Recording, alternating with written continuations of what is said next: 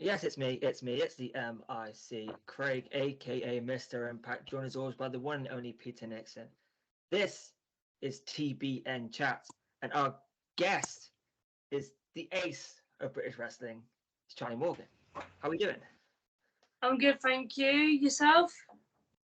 All good, all good. Glad to have you on. Finally get this thing going. It's Friday night, as you can tell. Cheers. No, thank Cheers. Cheers all.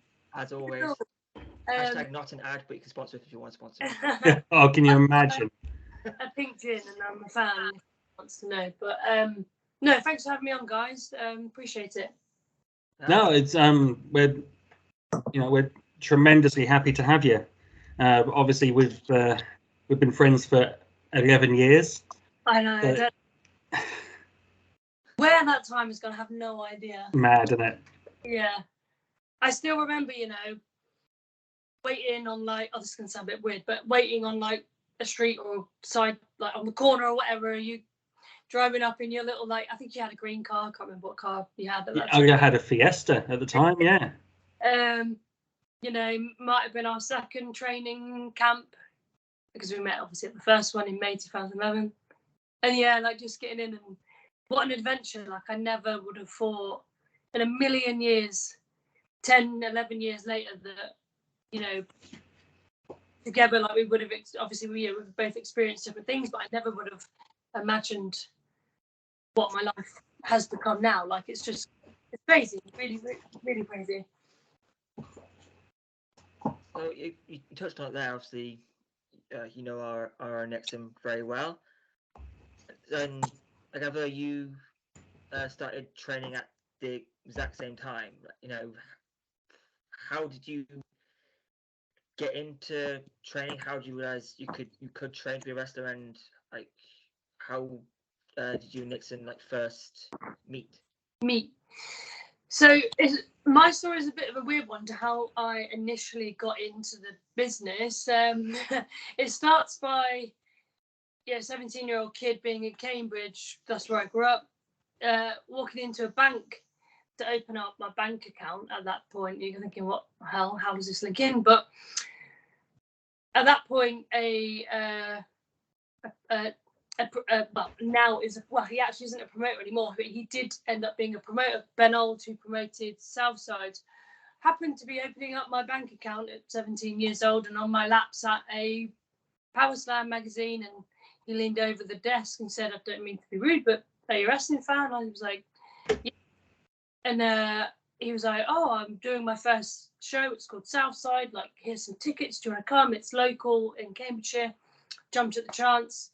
It was then that I saw two female wrestlers by the name of Brittany Knight and Sweet Saray at the time wrestle, and I was literally I sat there in awe. Looking back now, it would just be a normal sort of camp style match, but I think I was so naive. I knew there was wrestling in the UK, but I didn't even really realise that female wrestling actually even existed in the UK. That's how young and naive and how unknowledgeable or uneducated I was at that time in regards to the UK scene. Cut a long story short, I went up to both of them, exchanged numbers. They invited me to their training school, WW, located in Norwich. Finally ended up going up.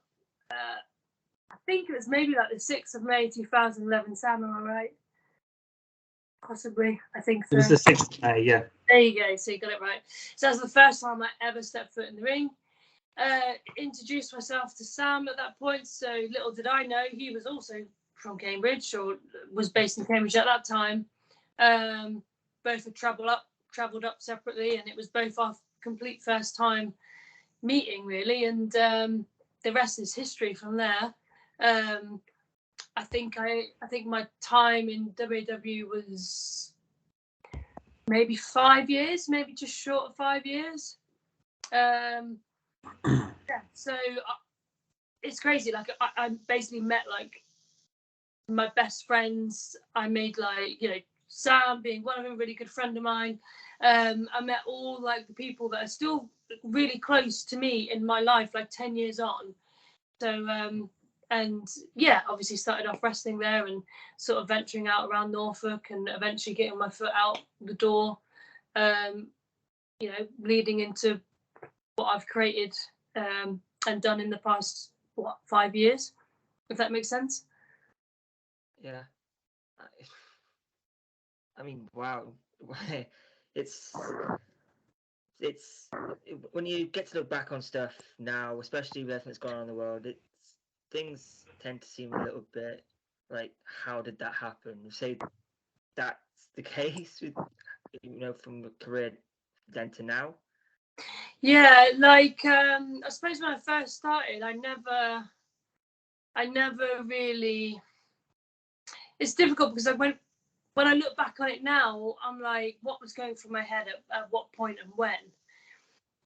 And it wasn't until I really started wrestling, say with WWE, that, say within the first year, I was like, oh, I could probably achieve like this and I can achieve that. And by this and that, I'm thinking like, I could probably tour around the UK.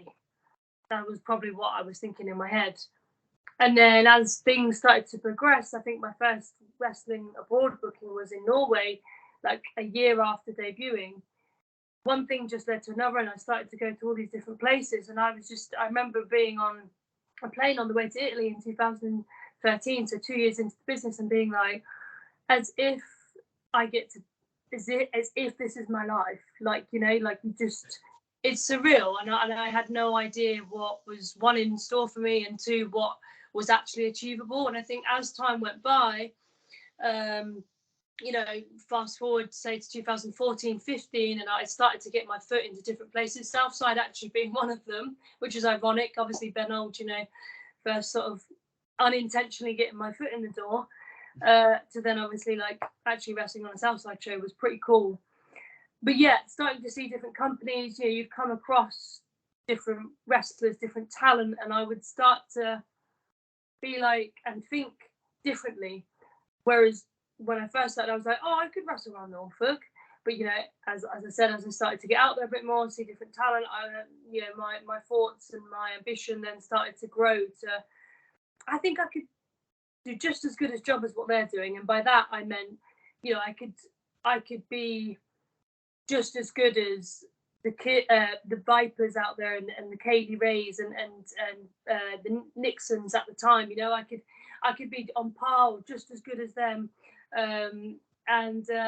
So I sort of took the jump to sort of revamp my whole gimmick into what it is now, which is the fearless, the ace, Charlie Morgan, as I felt that back then I was sort of stuck in this bubble that I couldn't really get out of. And in my head, I knew that if I got out of the bubble and I managed to just really work on what I had to offer and develop my skills and whatnot, that I would actually be able to work elsewhere and obviously just work my way up the ladder. And I took the risk, which did feel like a big risk at the time. I felt like it was all or nothing. I revamped into this new character and was like, I need to try and get myself out there.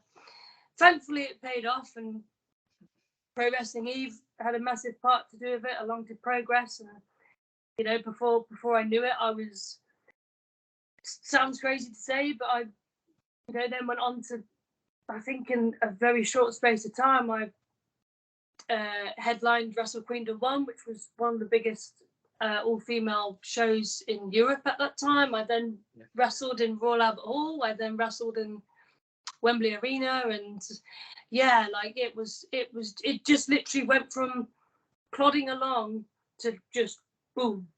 And I had to learn very quickly that the world outside Norwich is very different. So I had to almost retrain and rethink everything all over again. So, thankfully it worked out. Well, yeah, during those early years, you said to me one of your big goals was to make it over to Shimmer. Yeah. And it took that transition from Penelope to Charlie Morgan that finally got you out there. Talk about your experience with Shimmer. Oh, absolutely. Like one of the best experiences I've ever had in wrestling, and if I'm asked, like, you know, name some best experiences, Shimmer is definitely up there. It's a weird one because it's very bittersweet, because as most people know, it's obviously how it initially first ended my career. But Shimmer, once I sort of saw Sweet Saraya go over, and she would, you know, talk to me a lot about Shimmer and things like that, and I was like, wow, like, this is definitely, I knew that like from very early on that was a goal. But in my earlier days, I didn't really ever see it being possible because of the gimmick I then portrayed as Penelope, as you mentioned. As I just couldn't envision it. But as time went on, and as I said, like, we ramped Charlie Morgan, I envisioned it more. I just needed to make myself stand out in order to get myself over there. So before I went to Shimmer, Jetta, my real life fiance, Vicky, said to me, you know, Shimmer will be one of the most amazing experiences of your whole life. But at that time, I think I was a bit burnt out before actually going to Shimmer, to be truthfully honest. And I think that's because the past 18 months were just so full on. I was managing a full-time job and literally wrestling like Friday, Saturday, Sunday. Like, I was just exhausted. And to me, Shimmer was like, okay, it's not make or break, but this should either really give me a kick up the arse and be like, yes, this is what I love, or I'll just be like, you know what, I just need a month off to just recover my body. With that in my head, when I went over, I said, well, we'll see. And I went over there, and I had the best time of my life. The way I was taken care of, just the environment, I was in awe. For like 9 years or 8 years previous, you know, I was just wanting to be somewhere and make it somewhere, so much so. And then, you know, standing there before the doors open and like looking around and seeing the Shimmer sides and the talent that was in the building was intimidating, but also like it gave you such an adrenaline rush to just go out there and prove why you have just been, you know, brought in as a talent yourself. And I think I remember Dave Prazak going through the card. It might have been on the second show, so this would have been the evening show. And it got to like 6 match down, and I was like, oh no, I'm not on this show. Like, thinking that I'd been missed, or that, you know, I just wasn't on that show.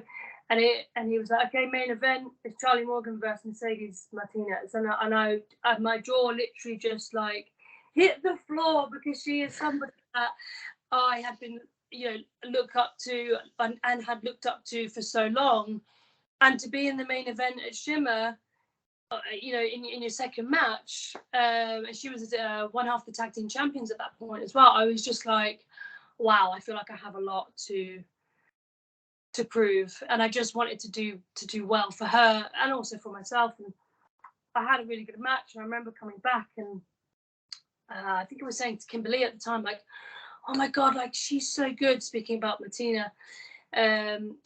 sorry, speaking about Mercedes. And I was like, oh, she's so good, and it was so sweet. Jessicka Havok come over, and she stopped me, and she said, stop. She was like, you were just as good too, so take some credit. And I was just like, oh, everyone was so lovely. And I made some really, really like good friends for life. Indy Hartwell is now in NXT. Steph Delander, who was previously in NXT. Literally, like, yeah, they're my girls, and it makes you bond with people how you never have before. And then to end it, I obviously broke my ankle, but you know, it was still worth going over there and doing it. Or if I could do it all again, I would. But I don't know if 80-year-old Yaz or Charlie would say that. I mean, you have it up until, as we continue now, a great career. People are very familiar with your work, particularly over here, and you know, you also branched out into a tag team with your real life fiance, Jetta, the Royal Aces. I've got to ask, what's it like being either as a tag team with your real life partner, and then also being across the ring from them? Is there a massive difference in that, and how how do you guys find that facing each other as being as a team and then facing each other in matches? How do you find that? Actually, it's a really difficult one to answer because there's so much emotion involved, because naturally that's the person that you love and you care about, like, more than anything. It's really difficult to completely cut off the emotion that you feel, more so when wrestling against, or being Jetta's opponent. I'm quite good at just completely, this is going to make me sound like an ice queen, but completely cutting off. I'm quite good at just like, no, that's my opponent, and we'll talk, chat about matches and ideas that we have and things like that, as if we are two separate people, not in a relationship. But there are times, and I'll give you an example, literally last couple of weeks ago, we wrestled actually in Coventry, and it was for the interim Wrestle Carnival Championship, Women's Championship, and in that match, wrestling is a competitive sport. Everybody knows it's choreographed, but sometimes accidents do happen, and unfortunately, in that match, I gave her a black eye and busted her nose open. Yeah, I was actually in the building for that match. I was front row for that match. It's a killer match, and thanks. Thank you. You also threw some water over her as well. Yeah. See that sort of stuff. Like, it's fun because I can get away with a lot more. Yeah. Also, when stuff doesn't sort of goes off like key or whatnot, like, it's really difficult to just remember almost that it's difficult to cut out your emotions in that situation. I love working against Jetta because I think she's great. She brings out a different side to Charlie Morgan that not many people do. Obviously, the trust, the chemistry that we have is just second to none. But I also really love being a tag team, and it was one of my goals before returning August last year. I said to Jetta, right, I really want to be a tag team with you. I really want to experience this. So it had been a goal of mine upon returning. So I'm really happy that we get to create moments, wonderful moments. There was, if you were there, Craig, you would have seen it yourself. There was as we were like going to lock up, naturally, playing around with the crowd as you do. A kid shouted something from the crowd and said something like, "We're here for wrestling, not dancing." And me and Jetta at the same time turned, looked at the kid. We didn't speak to each other. Me and Jetta did not. This was not a planned thing. It wasn't a plant. We both turned at the same time, looked at this kid, got outside, literally like in synchronized, in such a synchronized way, stepped out, pulled this kid up, and in my head, I'm thinking, he isn't going to get in the ring. And then he's getting up, and I was like, oh, okay, he's going to get in this ring. He's going to get, and then I'm thinking like, well, I know what I'm going to do, so I just hope that Jett is either on the same wavelength and whatnot. And thankfully she was. Obviously, we squared up to him, being the big bad guys. Just we're just playing and having fun. And obviously we raise his hands and we shoo him off out the ring and show him what actual wrestling is. But stuff like that I love, because you're just feeding and playing off the crowd, and that's ultimately what why we're there. And personally for me, that's what I love doing the most. So yeah, I'm honoured that I get to live the life that I have, and more so get to experience it in and out the ring with my real life partner. So yeah, that moment at Wrestle Carnival was great. The match, great. I also want to talk about another moment that happened at Wrestle Carnival at the end.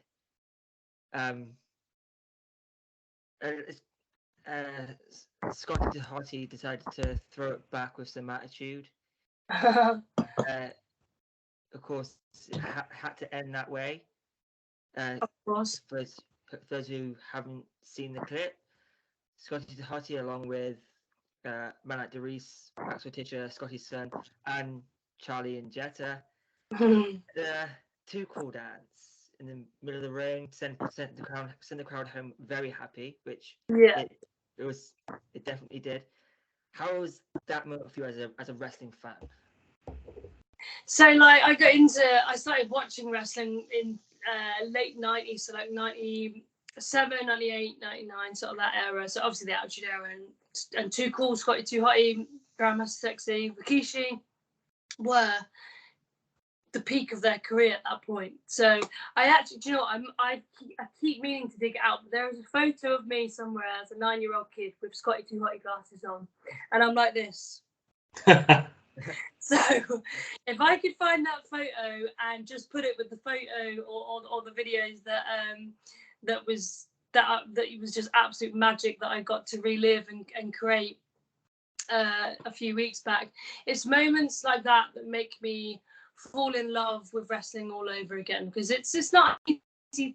Wrestling is not an easy job, if you want to call it a job.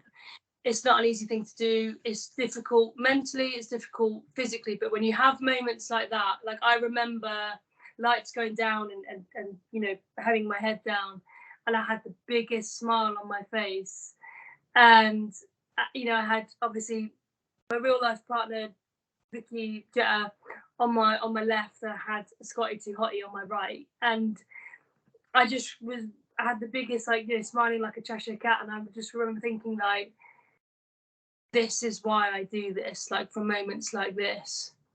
And it was really special, and you know, to have moments like that, and I have throughout my career in bits and pieces, it's just, yeah, it's magic, and you know, those are memories that are gonna last a lifetime. It's so cool that wrestling has been able to afford us these moments. Yeah. You know, we've been able to work with our heroes, been able to, you know, get on first name basis with WWE Hall of Famers. Definitely. It's absolutely madness, the opportunities that we have been afforded. Are there any other people you've worked with or been able to just ride in the car with or get to speak to that really sticks out? God, yeah, loads. I remember being at the Royal Albert Hall, and I was looking out at the stage and just being in awe. And I literally turned round and walked straight into Christian Cage, and literally, like, it was one of those like walking into a lamppost moments, and I was like, oh. And he was the sweetest guy, and he stuck his hand out before even I had chance, I think, because I was a bit like, oh, you know. I was like, oh, pleasure to meet you. And you know what? He took like literally 5 minutes out of his time, like, hey, how are you? You know, and then he'd never met me before. He doesn't even know who I am. He was like, I'm Jay, and I was like, I know you, and like, I know who you are. Again, big Attitude Era, like, fan, big, like, that's when I started watching it. So he was a major part of that, you know, within the TLC's matches and making like incredible moments within, you know, wrestling history, really. And I was such a big fan of that style of match, or those style of matches, should I say. So like for me, like, you know, that was amazing to just pick his brain even just a little bit. I remember like another time being in the car with Ken Anderson. We were on the same shows for like two days in a row, and I got to do a road trip basically with him, and yeah, just again, like, just trying to absorb like all this information to just, you know, try and, you know, just pick his brain and pick, you know, people's brains who have experienced and gone on to do, you know, much more than what I had, to just try and, you know, incorporate that into my own work and stuff. So yeah, I'm forever grateful for sharing moments like that with people, as you say, Sam, like either Hall of Famers or future Hall of Famers, or people that, you know, have just been around the business a long time. Like I'm definitely like a firm believer in, like, you never stop learning. There's always so much to learn and so much knowledge to absorb. And I think if you're a worker out there and you think you don't need to train anymore, then you're sorely mistaken. It's being able to work on shows and work with people who you grew up watching it's got to be on another level. So I can only imagine what it must be like. I can't believe that I've actually just completely missed off like working with Shawn Michaels as well. Like I'm not sure why I missed that, but obviously, yeah. Like if anyone ever sees my work within the ring, they'll see that I hit a million super kicks, and there's a reason for that. One, I like to super kick. Two, I was a big Shawn Michaels fan growing up. I think anyone who says they're not still a fan is probably lying.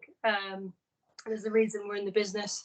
Yeah, big Shawn Michaels fan. I remember being at the O2 Arena just before NXT UK just started, and we were just running through stuff. And we were in the hotel at the gym, and a friend comes up to me, and she was like, "Hey, don't freak out." And I was like, "What do you mean?" You know, I'm like lifting weights. "Don't freak out." And I was like, "What do you mean?" They're like, "Look to your right." And I literally looked to my right, and Shawn Michaels is there like doing sit-ups. and I was just like, "Oh, right, yeah, cool." And I'm there like, I need to get weight. So yeah, stuff like that is surreal. And I remember like jumping in the ring like a few days later, and I was going through stuff, I think with Zaya Brookside, like planning at the PC and stuff. And I think I was trying to come up with a finish for the match, this particular match, and I felt like the ring like Jetta, didn't think much of it, and I turned around and Shawn Michaels had got me, and he sent me into the corner, and he was like, "Come in," and did something like and it led into a pin. He was like, "Just do that, kid." And I was just like, yeah, you know, there's moments like that you just like 6-year-old you would be going absolutely out your mind. Yeah. So yeah, I mean, get that story in there. Yeah, definitely when that had to be in there. It's you have been able to accomplish quite a lot in time already, but on coming towards the end, I want to be respectful of your time, so I'll finish this. I'll finish the interview every time. In the next 3 years, where do you want to be? Whether it be personally, professionally, what is your goal for the next 3 years? So before like coming back a year ago, August last year, me and Jetta, Vicky had sat down, and I said, you know, I had previously mentioned earlier about being at one stage I was burnt out before going to Shimmer. That lit a fire up that I needed. Instead of being burnt out, it had the opposite effect. Obviously, I was injured. But I got to a place where I didn't want to be. And I said to Jetta before coming back, I said, I'm happy doing this for as long as my body will allow me to do this. As long as I'm healthy, I'm fit, and most importantly, happy, then I will do this for as long as I can. You know, I used to have massive dreams and goals to make it to WWE or, you know, say AEW. That just started up as I got injured. So that was, you know, very short-lived for me. But coming back now this time is so different, because it's like I enjoy life in general. I mean wrestling, I mean personally, like all aspects of my life I love, and I wouldn't want to change any of it for anything or anyone. Like I wouldn't want to change it for the world. So as long as I can keep doing this, my day-to-day job, my wrestling that I do as and when and as much as I can with the people that I love, I don't want that to change anytime soon. So for me, the most important thing in life is being happy. And the moment that I maybe start to feel that burning out or, you know, lacking in happiness, I'll change something to make myself, you know, more comfortable or happier in life. But I can't see that happening anytime soon. As far as goals, I want to travel around the world as much as I can. Wrestling, I'd love, you know, Shimmer is a little bit up in the air at the minute as to when or if it is if there is going to be another show. So, you know, Shimmer would definitely be a goal again to get back over there.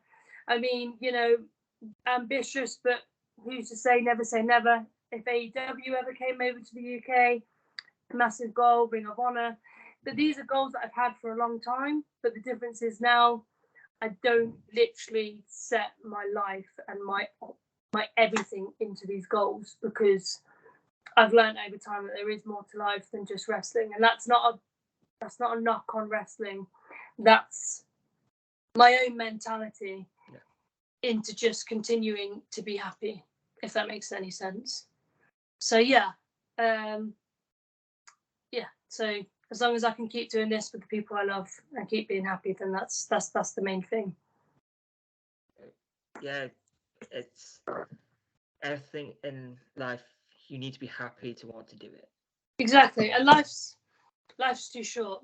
No one's promised tomorrow, are they? So I think, you know, the moment that you start to feel maybe unhappy doing certain things, and people change things up to, you know, obviously alter their life to how they want it to be. So I just think it's really important to have that conscious.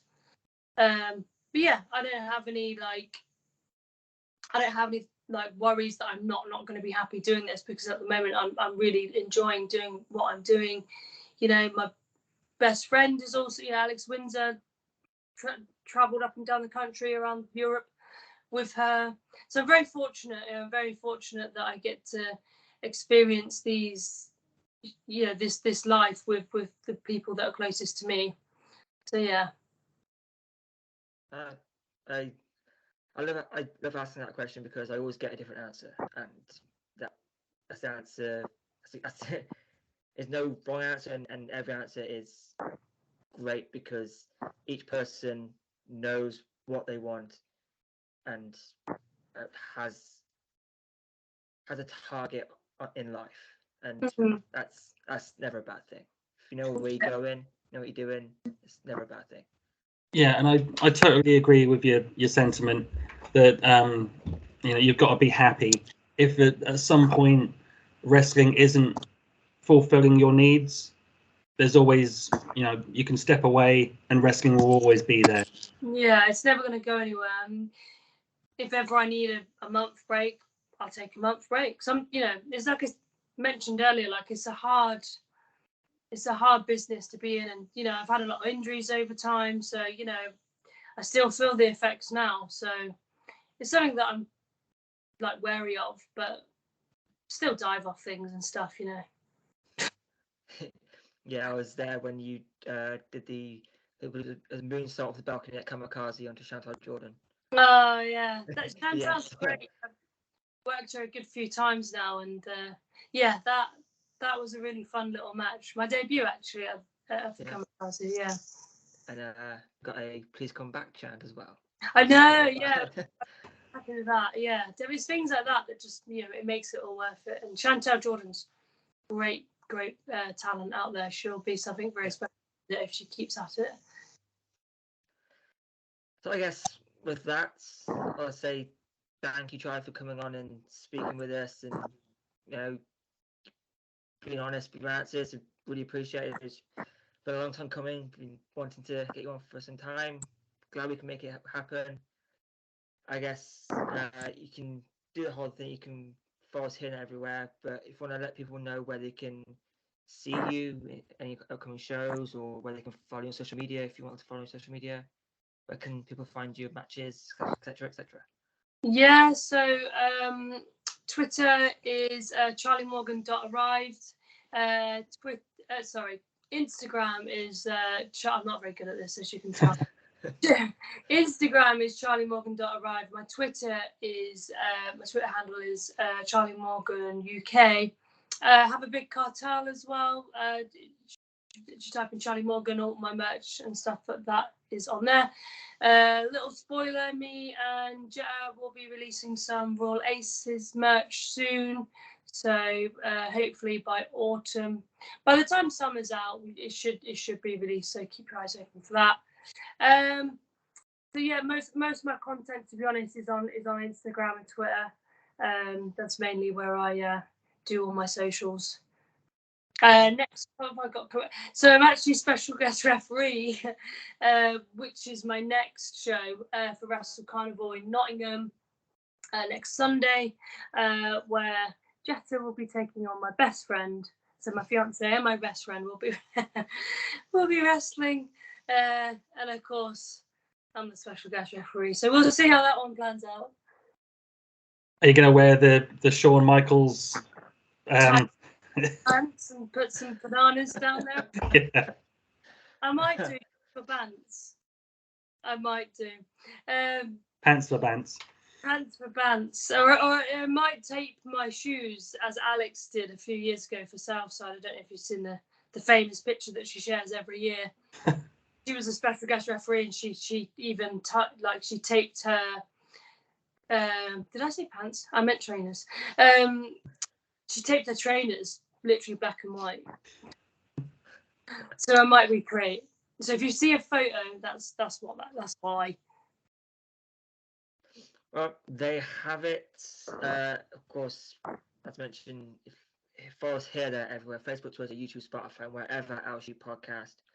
I've been MIC. It's been Nixon. It's been Charlie Morgan. Until next time, goodbye, my friends.